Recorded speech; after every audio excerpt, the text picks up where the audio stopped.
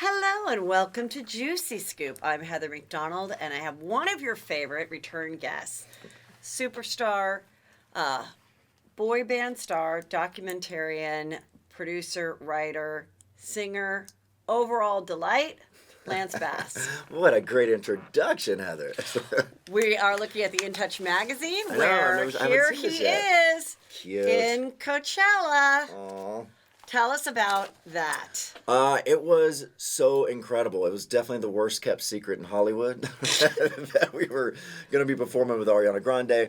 But it was great. I've known Ariana for years, and she was a huge NSYNC fan. Went to all the shows. That's so she would cute. be front center at so many of the shows, and we have so many pictures of her being held by Really? her mom. No way. Oh, yeah. Our HBO special, any kind of television special that we did, she was front center. It So was crazy. her mom, so where did she grow up? In Florida, like South Florida. So her mom seriously would bring her Yeah. and Frankie. Because at like, 3 and 4 years old, Ariana was obsessed with NSYNC, and it's so cute. I mean, she's released on her Instagram these little videos of her at 3, 4 years old, No way. singing to "Tearing Up My Heart." And then her dad and mom are in the hammock outside, being like, "Where's Ariana?" He's like, "Oh, just listening to NSYNC some more." So yeah, so That this is, is but it was awesome. definitely a full circle for her to. So when do did it. you guys know that you were gonna join her? She called about 2 weeks ago. Oh, just 2 weeks Oh ago. yeah, yeah, You and just called your own personal phone. well, yeah. I mean, I talked to her a good bit. And what did she say? Well, she just wanted to know if we would ever want to perform with her at Coachella, because she's trying to put her dream set together, and she wanted her favorite artists to perform with her. Which, wait till Sunday, I know someone else coming out. Really? It's really good. But you only did that weekend. We only did that weekend. Okay. She asked us to do Easter, but everyone already had plans for Easter in Orlando. Yeah, so, everyone's like, you guys are all married, and yeah. But it was so much fun, and she's such a talent. And Oh, her songs. Yes, I mean every song is a hit. It's crazy. no, it's great. She's So super talented, good. we didn't know Justin was gonna do it. Yeah. When she called, Justin was like, there's no way I can make it. And our last tour date's the night before. There's no way I can rehearse with you guys, and we haven't done that choreography for "Tearing Up My Heart" since 1996. Really? Yeah, I mean we changed that choreography very early on in our career because it was our second song. But she wanted to do the original stuff, so we had to relearn it. But it only took us a couple hours, which was nice. That's so great. Now, I've never been to the actual Coachella music Yeah. thing. I just went to the party this past week in the Neon Carnival. Oh, yeah. To get a little taste. Because it was kind of like it got happening once I was already like, old to go. Mm-hmm. But, I mean, it's amazing what people go through. It just seems like so much effort. Mm-hmm. And money. If you're just like a regular person. No, I mean it's true. It's it's a beast of a festival, and it's so strange because I mean everyone's having a great time. I mean half of them are on drugs, so they're having the best time ever. Yeah. But the audiences are so strange because we've played many stadiums before, and the sound is like you get chill bumps the whole time, and they Right. don't go away. Sunday there was 140,000 people out there. And it was not loud at all. Like, people were just really mellow and just chill. And, I mean, it's just the way Coachella is. It's just But everybody subdued. can hear the music, though. Oh, It yeah. doesn't get lost because No, you're not outside. at all. Yeah. No, it Yeah. sounds great. When the mics are working, the sounds are great. Poor Nicki Minaj. So what happened with Nicki Minaj? Well, after we performed, Nikki hit the stage with Ariana, and her mic was out half the time. Oh. Yeah, so they had some mic issues. So we were very happy that Yeah, we had you're no lucky. mic issues. Yeah. Yes, that's always like the worst nightmare. Mm-hmm. It's crazy because my sister lives out there and she lives in a gated community, and they just get more and more strict every year. Yeah. So like literally, her little daughter had a friend spend the night. And even though the mom was like on the regular list, she could not get the mom just to pick up her daughter. Oh, wow. So because they're so I had to drive her to the gate. But I don't even know where all these people stay. No. I Well, guess a lot they of get them camp. RVs. Yeah. Yeah, they camped. I could never do that. No. Never. And usually, I've been to Coachella a couple of times, and I have, all Obviously, when you go, intents and purposes to go all 3 days. By Sunday, I'm done. I'm like, I But gotta go every back. time you go, whether you're performing or not, you have the full blown VIP hiccup. I mean, no, I've never had. This is the hiccup, first time hookup. I've ever had artist pass. And of course, that is really different from the times I've experienced Coachella. So the Because I've other done times- VIP, but not Yeah. artist pass. Like that's the Wow. way to go. Yeah.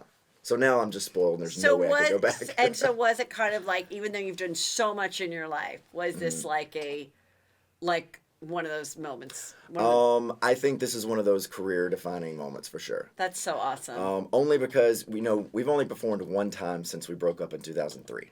One time, and that was the VMAs that we had 45 Right. seconds on stage. This is the very first time that we went out as 4 guys. Yeah. Which I didn't think any of the guys would ever want to do. That was our biggest hiccup of going without Justin, is no one felt like it was a group without Justin. Mm-hmm. So this is the first time that we did it with 4, and we didn't know what people would expect. We were expecting at least half the people to hate it, just because it's not in sync without Justin. But we were very pleasantly surprised at the reaction of this performance. And So when you got the call from Ariana, then you go and you do a group text with the other guys. Like, what is the next step? And are you like, holy shit? Like, were you hopeful that it would happen, or were you like, yeah. I mean, I immediately was like, this will never happen. Yeah. It'll never happen. So JC kind of took the lead, and he called all the guys, wanted to see if they were into it, and everyone was like, yeah, sure. And even Justin was like, do it. What do you do for it? I will definitely support this. So it was very, it was kind of easy. Yeah. So the juiciest thing that happened is this movie that is available on YouTube. Is it YouTube Red? It's YouTube Premium now. YouTube they got rid Premium. of the red. Oh, Yeah. okay. YouTube Premium. So that's like a subscription, like a Netflix? Yeah. Okay. And I went to go see the screening at the movie theater, and it was really juicy. And last time you were here, you were working on it, so you told us, because it's about your experience, but really about Lou Pearlman, who was the manager of your boy band along with a bunch of others.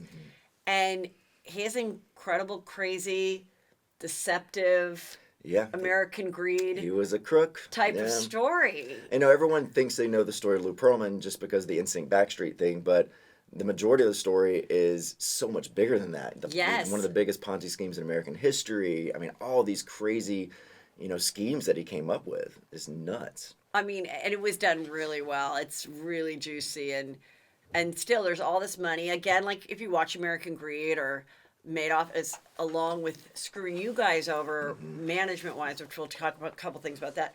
But that was your typical older people that got sucked in and thought this was a great investment, and they're not super wealthy, and now they're lost $150,000 of their retirement. And all that, they'll never get their money back. Nope. Nobody knows where that money went. He did go to prison, right? Yeah, he went to prison for 25 years. But he died after a few years there? Yeah, he died 3 years ago. No? Oh, okay. So how long was he in prison for? I think he had been in prison for 8 years, 8 or 9 years. Where do you think all that money is? Do you think it's spent at all? No, or do you think no. He was... Someone has that money. He had no family, but he had a lot of goons. And those goons definitely know where that money is hidden all over the world. And there's about $500 million out there. Yeah, there should be a reality show about the boy bands coming together to try to find this money. Do it! Like an Amazing Race with different teams. Oh my God! Well, I mean, hopefully, just the movie coming out, maybe it will spark some people to come forward that might know some girlfriend or something that. People are coming out of the woodwork for sure. Oh, want to tell their stories. I'm like, where were you when we were filming this thing? Because there's definitely a darker side to Lou that I couldn't put in the film because I didn't have proof, and I wanted to do this film very journalistic, where I didn't want hearsay. It's very easy to be like, yeah, he was a horrible guy, and let's just trash him for an hour and a half. Right. I wanted you to get to know the real Lou Pearlman and feel how we got duped. Yes. We wanted you to feel like, wow, yeah, I would trust this man too, and we all got duped. Yeah, and your mom was featured a lot, which was great. Yeah, she's the sweetest. And, but in light of leaving Neverland and I don't know if did you see Abducted in Plain Sight? Yes. Oh, yeah. These things.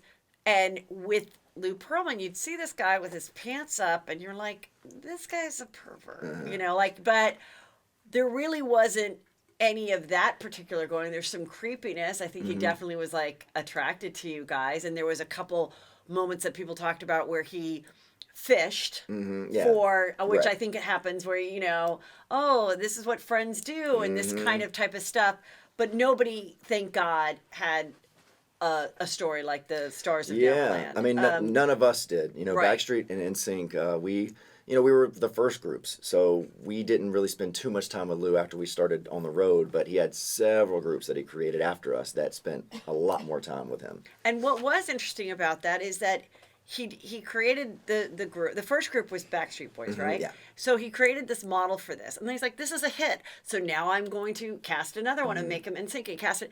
And the Backstreet Boys were like, wait a minute, like this is a conflict of interest, which in the business, any agent, when we're searching for agents or we're trying to be an actress, oftentimes you meet with someone and they're like, I think you're great, but we have kind of a similar person Yeah. that we're going to be pitching before you, or they want you and you look at their roster and you're like, okay, you got whatever, Kathy Griffin, Margaret Cho, even though they're bigger than I am, will they get every call and I won't? Or will it help me and I'll get their hand-me-downs? Yep. There's like a way to kind of figure it out. But your thing was like so similar. So then the Backstreet Boys were like, who are these fuckers? I mean, it was a complete conflict of interest. I mean, Totally. it was horrible. Now, when we signed with Transcon, Chris put us together, so we were just we were already an existing That's his group. management company, the Transcon. Transcon and His record company, label. the whole Transcontinental Airlines, and the airline. records, management. I mean, he had about 500 different businesses. Right. Yeah.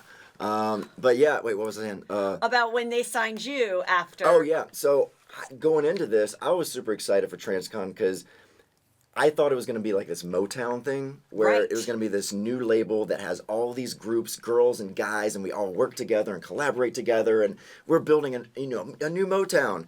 It didn't go that way at all. There was zero collaboration. They were hiding us from everyone else. It was They didn't it just want seemed you- shady. Again, they didn't want you guys to. I believe he didn't want you to talk to each other because then you start to talk and you're like, wait a minute, this is kind of not right, and so he wanted to keep you very separate. And everyone which- thought he was genius by creating Coca-Cola and Pepsi. It's like that he owns the two biggest brands, in the business. Right. But I don't think he was really that smart. I think he was just trying to keep us separated, and that was just, something that happened because of him making sure we don't speak. Right, and then making the young girl fans feel like they had to choose and they weren't being loyal. They and still feel like they have to choose. Like, it's crazy. I mean, the Backstreet NSYNC thing is still alive right now. I mean, especially with us performing at Coachella and, this Lou Pearlman movie coming Right. out. I mean, the fans are activated again, and they're definitely choosing sides. But you guys are all good. Oh my gosh, yeah, of course, yeah. No, with I love them, those and they guys. participated in the movie and everything. yeah. And one thing I thought, so what was the one story? Which group was it where the guy said? Then Lou called them and said, "Hey, sounded kind of like a hooker light Dubai situation. I don't know where they're like." What was that? Tell that. That was the little bit. Rich Cronin story, right? On Okay. Howard Stern. Yes. Yeah. So Rich Cronin was an LFO. Unfortunately, he's passed away now. But he was very vocal about Lou Pearlman, in his abusive ways. And so he told the story to Howard, and believe him or not, but he told him that Lou wanted him to when they were in Germany to make sure that there's probably going to be some people that you would have to suck a penis. And he's like, and that's just what you're going to have to do to get this record deal. And to make sure you're okay with it, you should just practice on me because I'm... And how old was he when this was happening, I don't roughly? even know. I mean, early on in our career, so, in his 20s. Yeah, early 20s, yeah. But definitely older than most of his, his groups Yeah. that he had. The Elfo was definitely older. So, yeah, he said, and he always minored in all kinds of stuff. He would always tell a story and be like, well, I minored in this and blah, blah, blah. So he minored in psychology and physical therapy. So Like in college, he's saying he did. Yeah. He said he literally minored in it. Okay. And so that he was gonna be able to walk him through this because he minored in psychology to get over the fact that he had to let some German guy suck his dick. Yeah. Oh my God. And the thing is, and I believe him because I definitely. I've heard that story from several people that have signed with Lou. But again, I couldn't put it in the film Right. because they wouldn't talk about it. And Yes. so, but yeah, I mean, I do think it happened. Yeah, and when there's similar stories with that MO, I mean, just like anybody else, even if you're dating someone and he's a player, the first date's at Ruth Chris and the second date is here. It's like the routine was the same, and that's why same with the Michael Jackson thing. It's true. I mean, what did you think when you saw Neverland? I didn't see it yet. Oh my God! I know. I've been waiting till this film died down before I can really sit Okay. through that because it's going to be, for me, it will be it's very hard to intense. watch. It's intense. It'll be very hard to watch because I'm really close with Wade. I was really close with Michael. So The two victims. Yeah. And it's going to be very difficult to watch. It is, and but you know, it was done very well, and yours was done very well too. Yeah, our director was incredible. Yes. Ann Kunkel. I will be working on several more documentaries with him. Yes, Yeah. I felt it had a similar storytelling element to one of my other favorite disturbing but great documentaries, The Keepers. Oh yeah, Keepers is so good. So you tell the story, but then you guys did little like vignettes of it, sort of the back of what might have been. Well, him we as a needed that child, visual and because the visuals, when yeah. you're doing a documentary on someone that's passed, Yes. you don't have the luxury of interviewing them, getting their voice, getting their image in there. So we had to recreate a lot of these things, and we were so lucky that Alan, who was his business partner, and you'll see in the film, Lou basically stole his life. But yeah, Like stole his life story, which was Yeah. amazing. I mean, it's and crazy. you know, that's interesting because throughout life I've met or have been connected to people where they're like, you know, that was my story I used to tell at cocktail parties. And now this chick Yeah. is like telling it herself. I know, So yeah. it's a similar thing that he did with his childhood best friend. yeah, he would take a nugget of a truth and Yeah. then just create this whole facade. And that's how he scammed everyone. I mean, and even at an early age of 10 years old, he was doing this. Yeah, with the paper Yeah, route. the paper route. Yeah. Yeah, so he Crazy. never had a paper route. No, he didn't have a paper route. That was his friend's paper route. Again, he just stole his. And he said, his friend's story. So it's this very impressive story. Tell it, where so Yeah. you would believe that he was like, oh my God, look at what he was doing as a kid. I mean, yeah, Obviously, he's the greatest and I heard entrepreneur. this story so many times, and Ashley Angel Parker tells this story so perfectly in this film.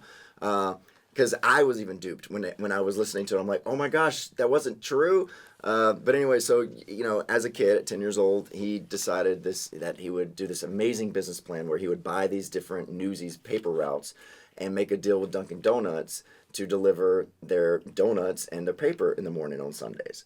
And so he had this whole chart system. I mean, he was just raking it in. I mean, he was making so much money. He was so smart. And then As a 10-year-old. As a 10-year-old. And then in the end, his friend in the movie was like, it's all bullshit. He was like, I didn't sell him a paper route. You can't sell a paper route. It's like, it's just all made up. There was no Dunkin' Donuts No, delivery. there was nothing. Nothing. Basically, he thought of like Grubhub before anybody else. Yeah. And then, Alan's window in Queens looked over the airfield where the blimps would be. And that's how they Right. became obsessed with blimps, because Lou started his career in the blimp industry. So, all the stories that Lou would tell about seeing that blimp all summer long is what inspired him to get into this. His window didn't even face that way. Yeah. Alan's did. So it was Alan that got obsessed with this, and he's the one who wanted to get into the blimp business. And the greatest thing is with the Q&A after with you and the director and whatnot. I don't know who said it, but you're like, when you interviewed Alan, the best friend and business partner all these years, like halfway through interviewing him something, he's like, oh, and by the way, I taped every call, so I have. I mean, it is a producer's we have Lou Pearlman's voice. dream. I mean, if we did not have Alan's tapes of Lou Pearlman from jail, I don't know if it would have been as good, because we needed to hear Lou. And people never heard Lou get upset. He was so good at being the jolly guy, and you would never see him mean or upset. This, you heard the dark side of Lou Pearlman, and I was so glad that we got that audio. And Alan, I think saved the film. Yes. And the other amazing part of the film was when, so it was one of those things where, okay, you guys, this is, boy band boot camp, and we're going to put money into your look and your singing and your acting and your dancing class. Well, not they did a acting, horrible dancing class. job with our look, that's for sure. You need to get your money back. And so you guys do, a whole tour before you get your first check? Oh, we were 3 years in. So we had done 2 tours, lived in Germany for 2 years, had #1 albums. So were you just getting per we were diem? getting per diem, $35 a day. So you're getting $35 a day, but then they're like, but we're covering your hotel and everything. Oh, yeah. And you're working your ass off. You're sweating. You're doing all these shows. And then you would say, are we ever going to get paid for all these ticket sales? And then what would they say? Oh, we're still... We never asked. We were so busy, we didn't even think about it, because our lives were taken care of. I didn't have to pay for a hotel. I didn't have to pay for a meal. I was traveling the world, having the best Neither time does ever. a hooker. Yeah, right, yeah. And so we just didn't really think about it until 3 years later, when they were giving us our first check presentation, and we're like, well, And this now is how it. old are you 3 years later? 19. So you go to the Laurie's restaurant, which was his favorite place. Oh, yeah.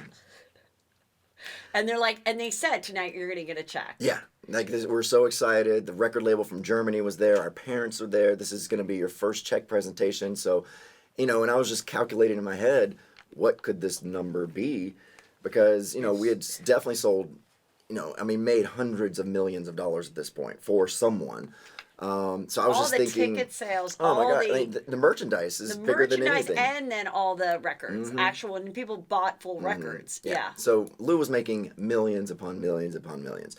And then, So what were you thinking you were going to get a check so, for? you know, we didn't talk amongst ourselves because talking money was very taboo to us. Like, you know, Yeah. we come from a background where it's just like, it's so gross to talk about money. So we never spoke about it. And Yeah. one of the reasons why we never brought it up for 3 years. So in my head, I was just thinking, wow, what could this be? If it was fair, I'm thinking it's probably about $1 million because Right. that's, you know, Right. we actually earn more than that. But, you know, your first deal is always bad. So, you know, $1 million could be easily the check. What did your mom think it was going to be? Oh, well, she didn't tell me. I mean, we never spoke about it at Yeah, all. but in the documentary, I think she thought it was going to be at least a few $100,000. Oh, at yeah. least. Because That's the lowest super to me, conservative. the lowest I ever thought was gonna be like 200,000, 250. Yeah. Like I was like, I'll be disappointed. You thought of worst case scenario. Yeah, Yes. I did, and I was like, I will be disappointed if it's less than that. You know, Mm-hmm. I already knew going in, and yeah, we opened up the checks, and we were just stunned. It was for $10,000, $10,000 after hundreds of millions of dollars was made by us. Yeah, crazy. And were you just like, We were all just shocked. You know, we were still, did anyone say anything? we were nice about it. I'm sure we thanked him. You know, I'm sure we were just like, yay, great. I mean, but we were all so shocked, and everyone went numb.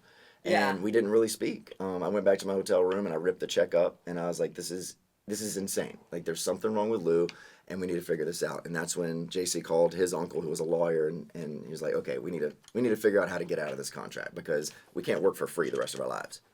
Right. So you go to court. Yeah, he took us to court. A lot of people think that we sued Lou, but no, Lou always sued us. Really? And the thing is, we still, Both- even at both this groups, Oh, both yeah. Even, NSYNC well, no, Backstreet, it was Brian from Backstreet who sued Lou. Oh, okay. First. That's where it all snowballed Okay. after that. But with us, you know, we, even knowing that Lou was scamming us, we still didn't want to get rid of him. We still had this loyalty to him. And we just... Or was it like you didn't want to get rid of him because you thought, we're not going to be able to continue this success? No, without... we knew we could do it without Lou. Okay. That was a no-brainer. But we like... just were. But it was, you know, this is what we knew. Our management, our label, we just wanted something fair. Right, We just wanted a exactly. fair deal. But he wasn't willing to budge at all. So we tried the mediation. Yeah, mediation, I was yeah. trying to say meditation. Yeah. The mediation was done by Strauss Zelnick, our boss, the head of BMG Areola. What is that? Big law BMG, firm? like BMG is the big like distributor of okay. different record labels, like the parent company. So he was the head of, you know, our parent company, and he was going to be the one mediating. Listen to Lou's story, listen to our story, and he just looked at us and said, "Guys, I think you might have one album in you. I'm signing with Lou." So our career was over that moment, just done. So we left that boardroom, and we were no longer in sync. We had to be called artists formerly known as NSYNC.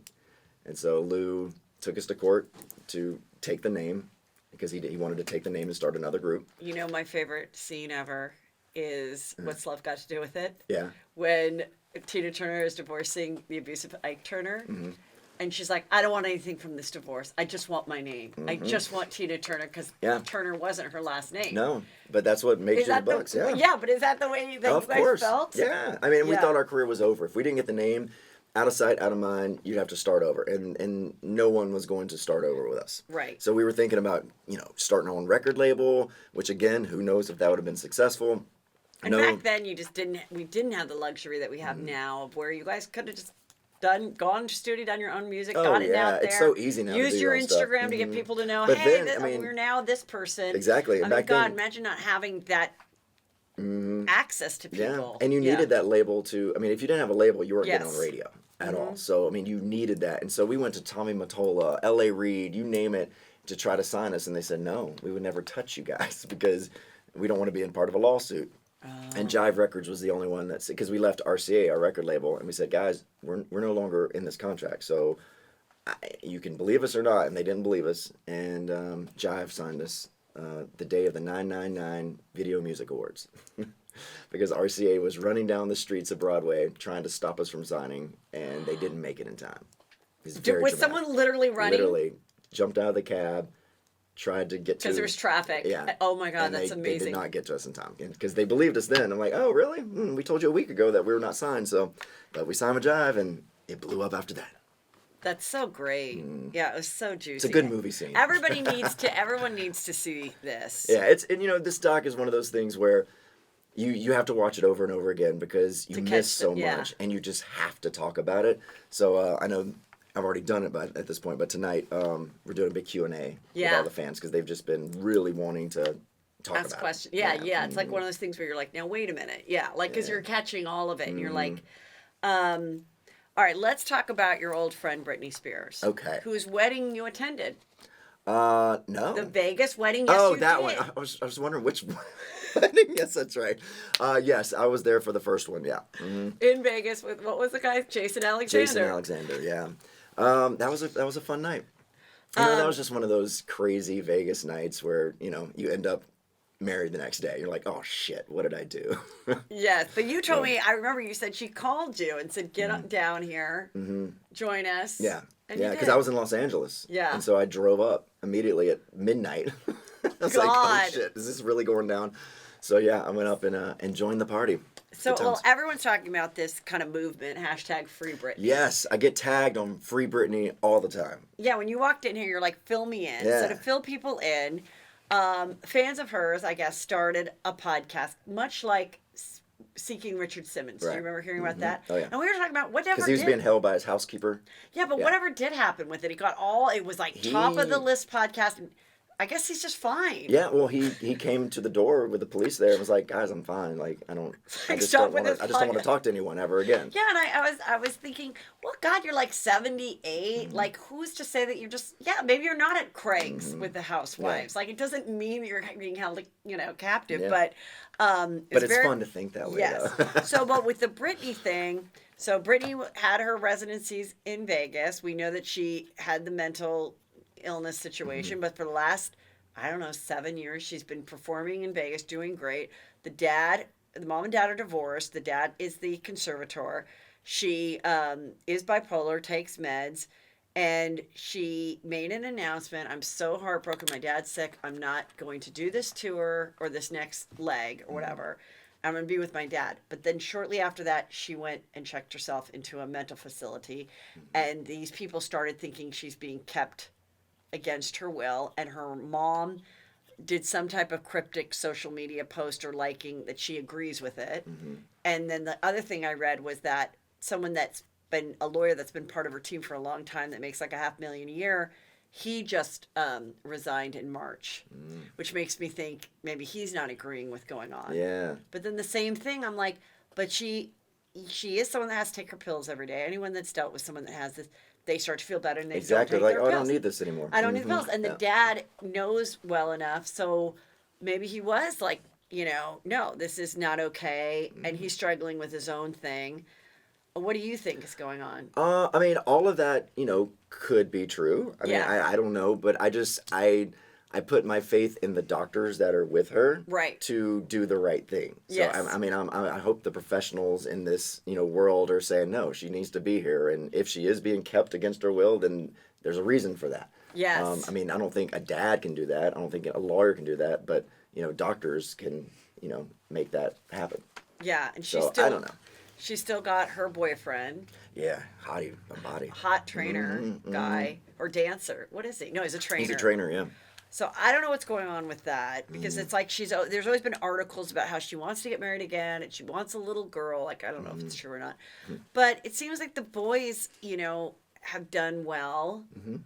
She's a great mom. Yeah. She really and is. then I think K-Fed, he's got all these kids. I think he's had a lot of practice. He's good. Yeah, he's been, I think he's been like a constant. I don't know. I feel bad. But then it's like, are people still going in droves to her shows? Did she want a break? Was it not, Well, I think she needed a break no matter what. I mean, 7 years in Vegas is a long time. You need to shut that off in your brain for a little bit and think of something else. Because if you're just constantly, doing the same thing over and over again, you're just going to drive yourself crazy. So, like, maybe if she takes some time off and actually does some new songs or something. Yeah, that get in would the studio and just enjoy writing and release, one song. It doesn't have to be a full album. Right. But, your brain needs to go to a different area in entertainment. And that's what, with NSYNC, I would feel the same way. You would be in the studio for like 3 months recording an album. And by the end of that 3 months, you're just over it. It's like, God, I don't want to be in the studio anymore. Right. Then you go on the road. You're like, great, this is awesome. And then towards the end of the road, just like, God, I can't wait to get back in the studio. Like, I'm just so over this road. So, Yeah. it was ever changing, and you needed that, I don't know, stimulation. Yes. But I mean, I think why it worked so well for her is because of her illness, having that routine of, 2 days of performance, 1 day off, 2 days of performance, get up, you need to practice, you do your routine, you know the routine. It's not like a new improv show every night, so like, I think that helped with her mental, like she need, A good routine is always good. yeah, I mean, a lot of people, they need to have a job or they need to have a thing to keep them on the straight and narrow. So now I'm kind of worried that she isn't performing, but I guess it's, so it's like a catch-22. Like, she has to perform to keep her mental health going, but at the same time, It drives you more crazy. yeah, yeah. Yeah, I know. Well, hopefully, she's getting the help she needs. Hopefully all this Free Britney thing is not true. Yeah. And she's just, taking a break, a much-needed break. Do you know the story about this girl who is, let me find it. Her mom made everyone believe and herself that she was sick, and then she killed her. It's the best. It's the best thing ever. Mommy, Yes. Dead, and Dearest. There's and been then the act is so damn good. They're gonna get so many Emmy nominations. Right. Ridiculous. So good. There were a couple movies done. That's another thing. Let me talk to you since you're in the movie industry. Why is it that there's always now this one was this, I understand why there's several movies happening at the same time because it was a hot story and it just happened. But how all of a sudden a story is 20 years old, like Lorena Bobbitt. And all at the same time, there's a documentary, this movie, a mini-series, just a 2-hour, all at the same time. Why is that? Well, usually when that happens, there's different people wanting to have the same idea, and they're competing with each other. Okay. So all those projects, completely different producers. Right. Just like the Fire Festival documentary. Yeah. 2 completely different documentaries. Different people did them. It's just they wanted to beat each other to the punch. Okay. With this Lou Pearlman thing, I mean, I had this guy, Jay Morose, which was the publicist of Transcon and Lou's right-hand man. As I was casting this, 2 years ago, he was calling every single person from every band, every Ponzi scheme victim saying, do not do the Lance's doc. You cannot do Lance's doc. He is making a salacious film and it's going to make you look really bad. So he was trying to tank our project before we even get it started. So yeah, people have, Because there's the Roger Ailes story now. There's the there's a mini series on, I think Showtime, where Russell Crowe is playing him, but then there's a movie version where Nicole Kidman is playing Gretchen Carlson, and it's just you watch it all, you compare it all, but you're like, okay, I guess we're just gonna have to put up with a lot of it. I know. And then, now because of this documentary, and my original idea was to do the scripted version of Lou Pearlman because I just think he's such a fascinating character. I think it's any actor's dream to play Lou Pearlman. Absolutely. It's like an Oscar-winning role. And so we're putting that in development now. Can you say who you want? Well, originally I wanted Philip Seymour Hoffman. Yes. I mean, would have been perfect. Perfect. Perfect. So when I thought of this, years ago, yes. I was like, this is going to be his Oscar. This is going to be his Oscar. And unfortunately, he's passed. So I don't know. You have to have someone that's in their 30s because you have to age them down and age them up. So that's really hard. So I can't figure out who would be a good Lou Pearlman except Jonah Hill. Right? Yes. Wouldn't he be great? Perfect. Yeah, and that Academy loves some Jonah Hill, and they're just waiting to give him an Oscar. So this could be amazing for him if he would ever be interested in it. I think absolutely perfect. I mean, because it really is amazing too. Like when you said, what was the movie that about the movie Vice. Yeah, Like he looks amazing. The Russell Crowe, I just saw a photo of him, looks just like the Roger Ailes. It's really cool when you can really look like the person too. So the book Ladies Who Punch about The View. Yeah. I read the book and I interviewed the writer, and I just read that it's rumblings, but that's going to be a movie. Oh, I mean, it would be great. I mean, I'd watch it. Yes, absolutely. Yeah. And like, who would play whom? Or like, what do you think about they're saying they're trying to do this as a movie? Lori Loughlin. Oh, yeah. And who would play Lori Loughlin? And it's great. I mean, I love, see, every film that I am involved with, it always stems from the truth, from a true story. And I think, because, stranger than fiction, it's the craziest stories come from real life, and everything that and I think this is what Lou Pearlman taught me. Yes. Is to, as a writer and as a producer, I take a little nugget of truth and I create this crazy world around it that is just dramatic. Right. And that's what he would always do. Amazing.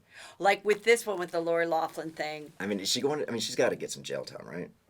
I mean, from everything I've read, that's the thing, is that, that's why she said not guilty, because if she would have had to do some time. So she's trying to avoid it all, but now she's in a worse, risky position. Yeah. But I mean, definitely Lifetime is going to do this 100%.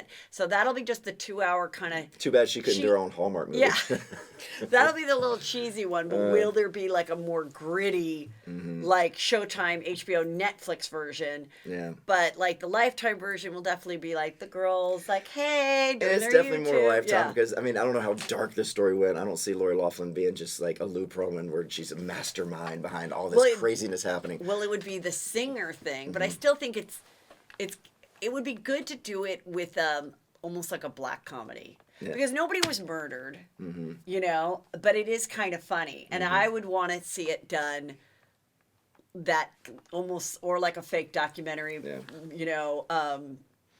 black comedy where it's really him and how he gets the ideas. Because did you ever see that he was trying to get a reality show?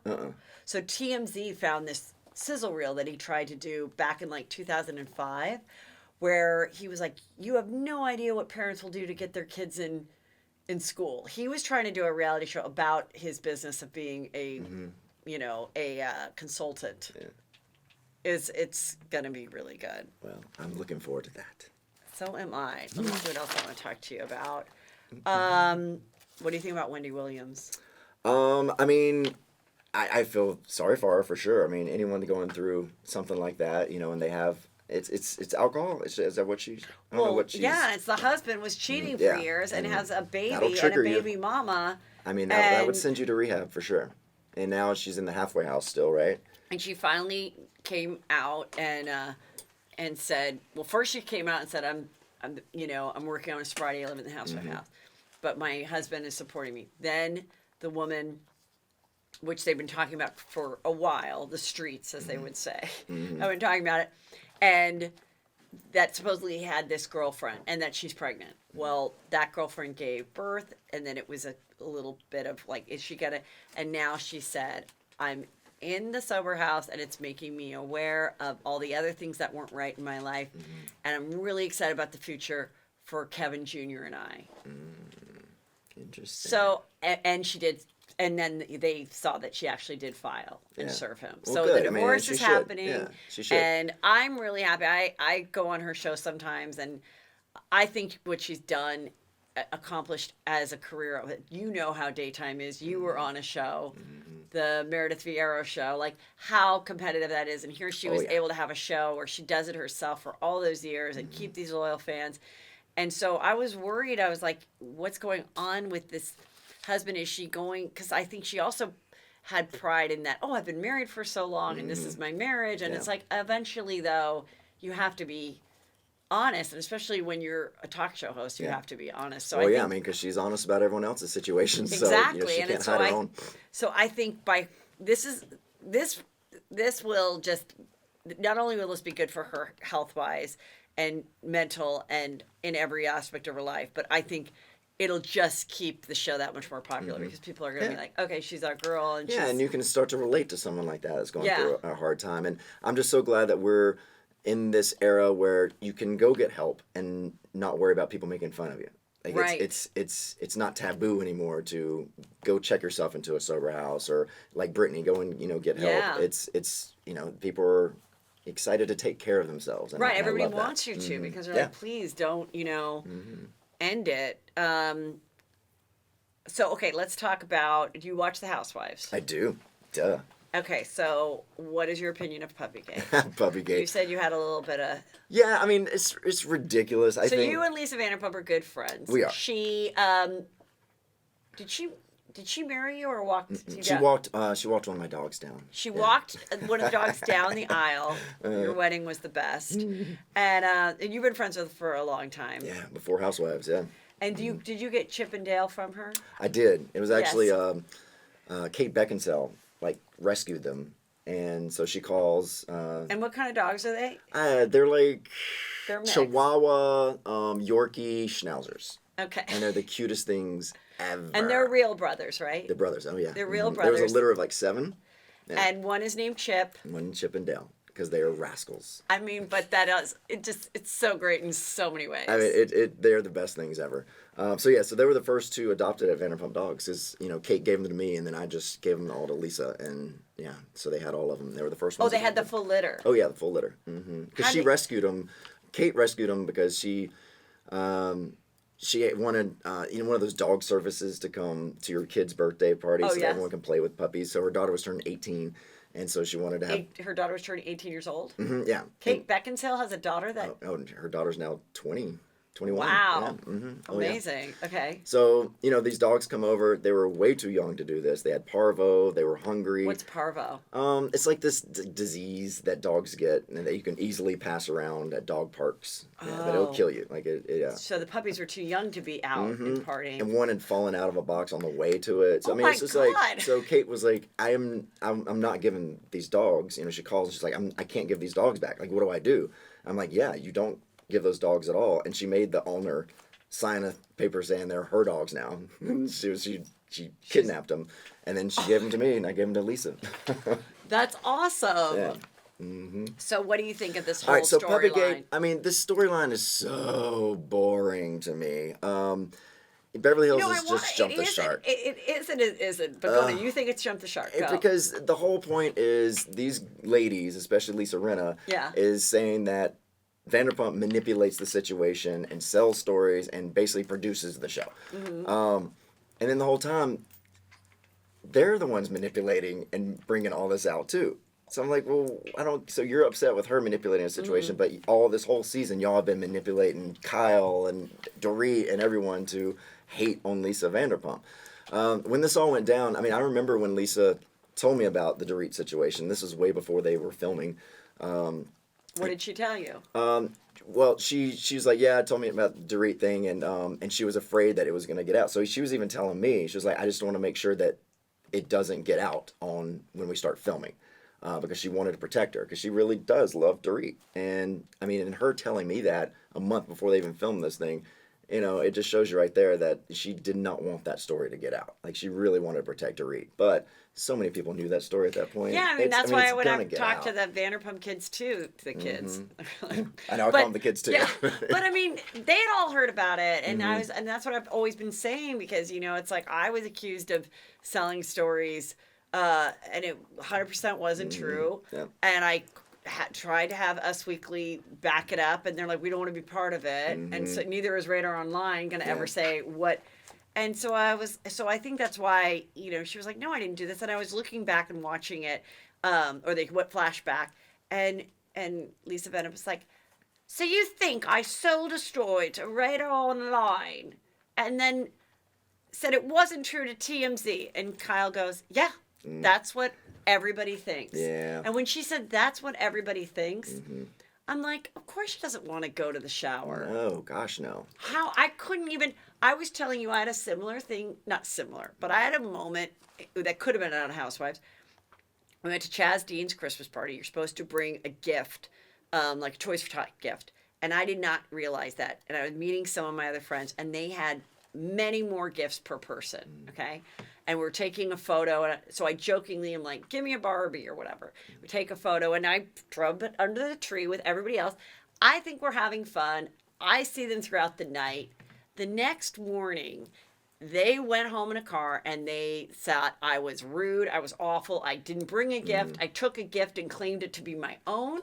And I was like, what? And it like ruined my whole morning. Yeah, And then of I course it does. smoothed it out with the girls, but there was something like another Christmas party happening after that, and I was like, I'm I'm not Yeah. comfortable. I don't want to be around Because you because feel, yeah, I mean, you feel talked about. yeah. You're like, ew. yeah, And the loyalty's gone. You're like, well, that and sucks. also, like, who wants to be around people that think you're a piece of shit? yeah. So if they all, like, yeah, of course she doesn't want to go to the shower and I know. I'm wondering if she's even going to go to the reunion. Mm-hmm. Yeah, and I mean, I understand then Lisa Rinna went on some shows and was kind of like, yeah, but it's a job and you need to show up and everything. I go, yeah, but it's a job about reality. Yeah, about your life. So it wouldn't be authentic if she had gone. And that would suck too. I mean, I feel bad for her if she does do the reunion because she's going to have, it's her against everyone right now. I mean, they have all bonded over this dog Right. situation. And so it's going to be a pile up on her. And they probably also bonded because she decided she didn't want to be around them, so it's only them on the trip, and and they are all fun, and it's nice to see that they're friends. But then at the same time, you're like, oh God. So, have you been to the new Vegas one? I did. I was there for the opening. Yeah. Why was I not invited? I don't know.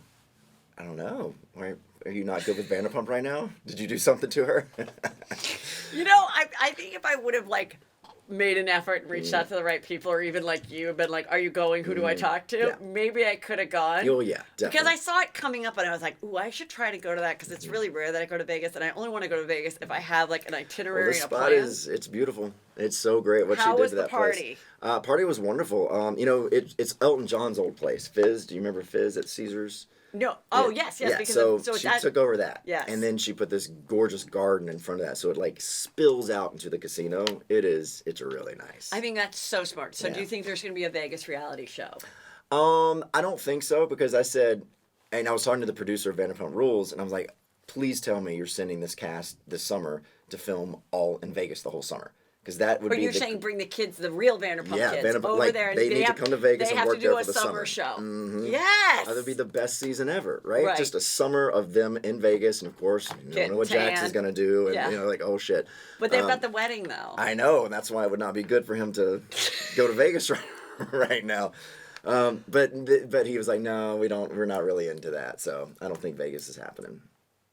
Well, that's interesting that you thought that. I was like, let's make as much money as we can, like Lou Pearlman. Okay, and I was thinking, just have a show in Vegas with people that you almost like. Hopefully, they could find people that do know each other, because I think when you do the casting thing, like the Lindsay Lohan thing, it's not as great. And well, that's why Vanderpump Rules work so they much. all work together. It's authentic relationships. They yeah. found them there, and they all were there. But if you could kind of work on that and talk to somebody and be like, hey, yeah, we work at this restaurant, but we'll all work on the show and be on the show. And they're all hot, and there's some history, and there's some Vegas history. Like, my dad owned the casino. I don't know. Like, it could just be... No, it's a fun playground, for sure. hot people and the pool parties and... and Caesars is such a great place because they have all the shops and, anyway. No, it's great. That's what I think should happen. I think that, no offense to the Johns and the rumblings of that being a reality show, to me, the Vanderpump Pets, yeah. I would put my money and my dollars and my crew in Vegas. Yeah, I would too. I mean, and I do think that it's a sexier over show. the dog thing because I don't think there's enough with the dogs. Yeah. Well, and people don't like good things. They like dramatic things. So, a show about a rescue shelter, unfortunately, people just aren't as interested as someone fighting with someone. So, yeah. it's sad. Well, it's true. It's a different type of show, like that's why it's like cool that she was doing her thing on the Animal Network. Like she can do her dog thing, but then we also want to see the glam and the food and the people screwing and all of that. Yeah. And so that's what I think we should do is keep the Vanderpump kids here. We like them, we know them, just like the Housewives. We will follow them till they're 90, but then start something new here, like a whole nother thing. I agree. I totally agree. I'll tell her. I mean, I why I'm not getting paid to be a Bravo consultant. Oftentimes people say that. They're like, Heather, I go, I know. It's I have too many amazing ideas. You lost out on your Brady Bunch house. Ugh, yeah. They keep like sticking the knife in my side too. Because now Because at first they said okay, well, you lost out on it, but then there was rumblings that you were going to host a show Right. inside the house. Right. Well, they met with me and they're like, we would love you to help produce the show and maybe host the show. I'm like, great. And the show was going to be what? Remodeling the house to it the into Brady Bunch finest? Yeah, mm-hmm. Okay. And returning it back into the TV show, which it looks nothing like on the inside. Right. So months have passed and they just didn't return calls anymore. And so I got totally ousted from that project.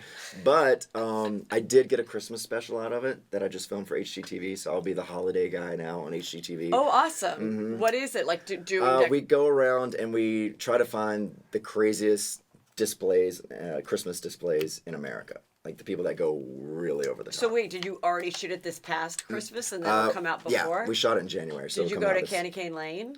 No, You didn't go over there? No, we didn't. I didn't College shoot Acres? here. No, I didn't shoot anything in LA. I went How to did like you Kentucky. not go to College Acres? Though College Acres, it's this area that's just north of Ventura Boulevard, between Winnetka and Corbin, and it was flat homes. And my mom, who was a real estate broker, flat streets. Mm-hmm. It was where all the Hollywood engineer set people, they all lived there, and so like 70 years ago, they started to put up these displays. And then when they would sell the house, they would just leave them with them. But the neighbors would kind of bully these other people to be like, you better do this. Mm-hmm. So then it became this thing where people drive around. Now there's kids like selling like churros and stuff on the corner. Like now it's like, and then there's a lot of people that don't want to do it. And they're like, they live there and they're like, I can't get out of my property on a Saturday night. I would love that stuff though. Like I'm such a freak for the holidays and I love decorating. I would love to live in Candy Cane Lane. Go look and see if you want to live. It's not really called Candy Cane Lane. Okay. It's different streets, but see if you want. But you have to, when you buy in that area, there is a disclosure that says, I'm aware that for these weeks, it's freaking crazy because... And it really is kind of fun. Been. I can't believe we need to go. Yeah. We need to go. And people go, you drive so slow. So, like, people will be in, like, trucks and back trucks, and the kids all love it. Yeah. And there's still some really good ones, but there's a lot of just dark houses in between. You have to bring back the glory. The Jewish families are like, we ain't celebrating this. Or just new people that are like, I don't even want to begin this. Yeah. Like, I don't care that, like, I would totally geek out over all of that. Yeah. My house would have to be the best. It would. Oh, yeah. So, and what other shows are you working on? You did your cooking competition with Brandy. What do you think's going on with Brandy Glanville? Have you seen the latest that happened to her? I have not. What happened? Well... Wasn't she on Housewives this week? She's talking a lot about Housewives on her social media and in her podcast. She's had a podcast for a very long time. And so she's had her moments where people have caught her pretty drunk leaving a restaurant. And this was one of those times. And people got the photos and she looks really wasted. And I think she did too much filler to her face. So people are also kind of like, your face looks different. And, these girls get addicted. They're so pretty. But then I don't know if they're getting it free or they're like, oh, I need a little more just here. Someone convinces them. Yeah, I need a little more here. Now you need to even it out here. Next thing you know, it's like unrecognizable. So then she went on like Instagram Live or something and she's crying and she's like, I had some shots and people are mean to me. I don't know. She was sort of losing her mind. Yeah. Well, I mean, I got along with Brandy very well on my show. Like she really bonded with my mom. Yeah. So, I really, struck up a great friendship with her over that bond. So she's always been great to me. I root for Brandy because it's like she's got boys the same age. I've known her, hung out with her, she's done a couple weird things with me, but I've forgiven her. I think she's a good person. If anybody, she's just hot-headed, and you know what? And she's like, I had friends in from San Diego and Dubai. Kind of a weird combo. And she's like, and I did too many shots, never doing shots again. Okay, that's another thing. Okay, she's like my age or a year younger or something. Who the fuck is doing shots? Well, not only at 45 just doing shots, years old or 46 bragging years old. about doing shots. Like you can do your shots, but like there's a certain age where you don't brag about it. But also, like, who's getting that rip it drunk at a dinner? Like at a dinner, you're eating, you're having some wine. I can see being buzzed, but so like the only time you get rip it drunk like that is Vegas or Cabo, like vacation. Yeah. Safe places. Yeah, like not just at a restaurant in Hollywood. And so that's I would like it if she like went cold turkey. Yeah. I think she kind of has to. I mean, I agree with She you. probably won't like that. Would you like her joining Housewives back if Lisa leaves? Sure. Yeah. Sure. I think it'd be great TV, I think for sure. she's funny. I think she's cool. I think she knows the routine. I think she'd be fun to watch. I think it's more fun to kind of bring someone like that back. You know? I think her and Erica Jane would really fight. I just have a feeling something would go down and it would not be pretty. I'll tell you, baby. Yeah. I don't know what you want out of me. I'm on tour. When we were watching it the other day and the dancer She's so busy. kicked so her. busy. Oh, sold out Chicago. Oh, yeah. Well, how could she not? That's the other thing. She's like, well, I'm going on tour to Newark in 7 days. So I'll catch your next wedding, Camille. I'm like, okay, you're mad at Lisa Vanderpump who didn't show up. Erica Jane, we've all been there, okay? You can leave for 2 hours and go to the shower. It's 7 days away. Yeah. And it's the songs you've been singing forever. So what new routine and like light? She just didn't want to go. No, she just didn't want to go. No. She's like, no, I don't want to go. Like, just film me doing my own thing. And then karma got her because her dancer knocked her in the jaw. Oh, did he? Yeah, and she's like, his name's Eric. I don't want to make a big deal out or call it out, but it's Eric. Eric did this. The guy's like, they show him. They zoom back where he knocked her in the jaw. I mean, she used to be okay. But no, I think it's fun. What's your prediction for Erica Jane? Like professional wise, Yes. I don't think she's going to make it as a singer, but she has really carved out a good, Live niche shows. market. Yeah. I mean, the gay clubs, I mean, that's exactly where she needs to be because Right. it's just kind of over the top and funny and she's a housewife, so, she's definitely carved out a nice little niche audience for her. What do you think is a better show? Luann, Countess and Friends? Yeah. Or if you could only go to one, I know. you can only go to one before you go to prison to marry this girl. Oh my gosh. Who killed her who killed her mother. mom? She's in love with, by the way. Someone wrote her and she's supposedly getting married. Oh. And I really want to see her on Well, good Love for her. After. She needs love too, because I personally think she doesn't need to be in jail. Just Doesn't. saying. Doesn't. Oh my God, she's so She's much already- happier. She she's- goes, I'm happy in prison because Yeah. I don't have to be in a wheelchair and I can eat. I know, but the and poor I can thing eat lost without her a whole feeding life. tube. I know, but That was abuse. That was so child much abuse. So much Yeah. abuse. Anyway, somebody's writing her. They're gonna get married. I'd like to see her on Love After Lockup, That, which is an amazing That would show be great, on 80. yeah. That Okay, would be so great. which one you have? You can only go to one before they're you so go to prison. different. And I performed at Luann's. I was gonna ask you if you did I because have. that would be. I do. We happen to be in New Jersey. Okay. And or is it Jersey? I don't know where we were actually. I have no idea where we were. Uh-huh. I think it was New Jersey. And she asked me, I happened to be in town, so she wanted me to come do a thing with her, and I did. I sang Love Potion No. 9. with her or No, on your own. I just sang to her. Yeah, she doesn't Yes. really sing too much in the show.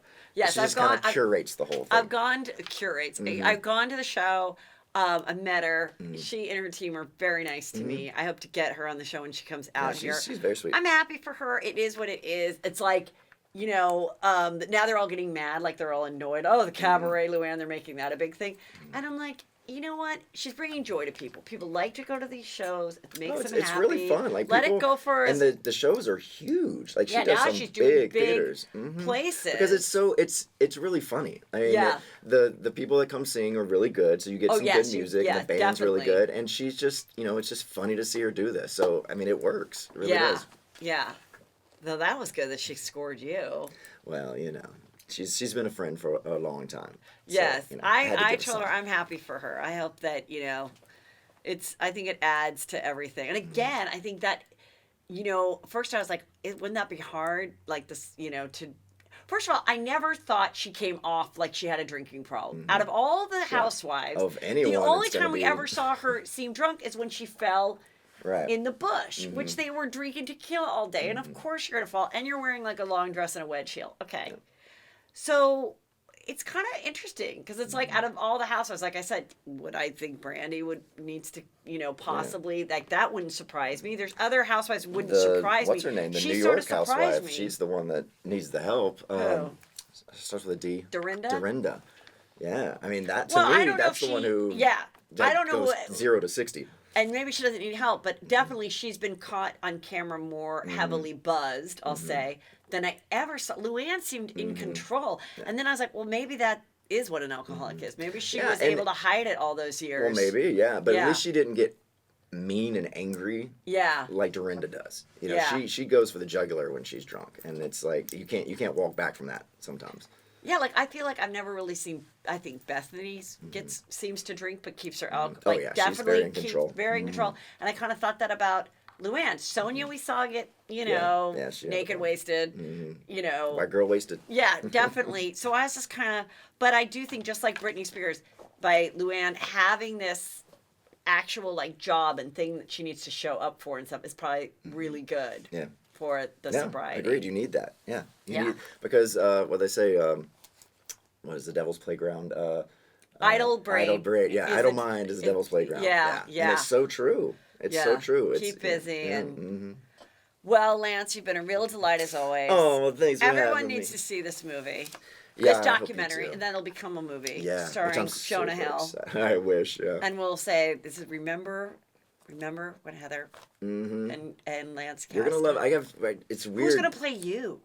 Oh, I mean, it'll have to be a 16, 17-year-old. So who knows? How fun, though. Yeah, to I kinda, can't like- wait to cast this thing. It's gonna be so much fun. I mean, casting would be the best. And Yeah. who's playing me? Well, Who we'll is talk the about it. radio I think, ho- I I think could- you should just play yourself. I think I could. Yeah, definitely. really could. I mean, come on.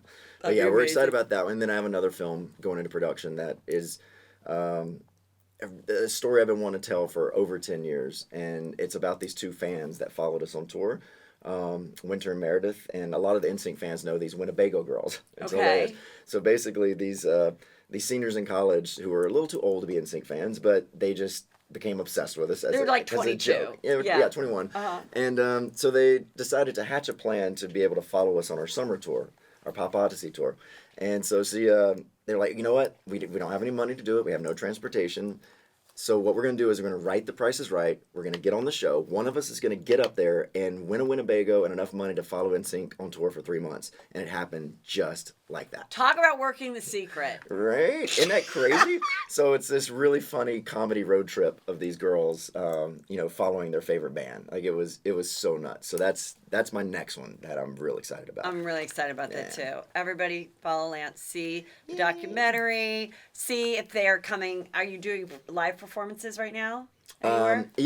I'm hosting the Pop 2000 tour. So that's Okay. O-Town, Ryan Cabrera, Aaron Carter, who's in this film, which you'll be very. Well, that was very interesting. Yeah. Aaron Carter, he had a very different opinion about Yeah, it, very he passionate in defended defending. Lou. Yeah, very passionate. And did he still feel that way? I don't know because you know what if he he's saw saying. it, did he see the final product? I don't think he saw it. No. When do you see him next? Next week. But I wanted to give him a platform to say his piece because there was a lot of rumors about him, so I wanted him to be able to say what he thought. But lately you've seen Aaron talk about Michael Jackson. He went Yes. in defense. Now he's turned the corner and said, "Okay, I'm writing a book, and I'll tell you what happened with me and Michael." So now he's starting Oh. to spill the tea. Well, maybe his tune will change now with his opinion of Lou too. Yeah, and we'll see. We'll see. Interesting. All right. Thank you, Thank you, Lance. Heather.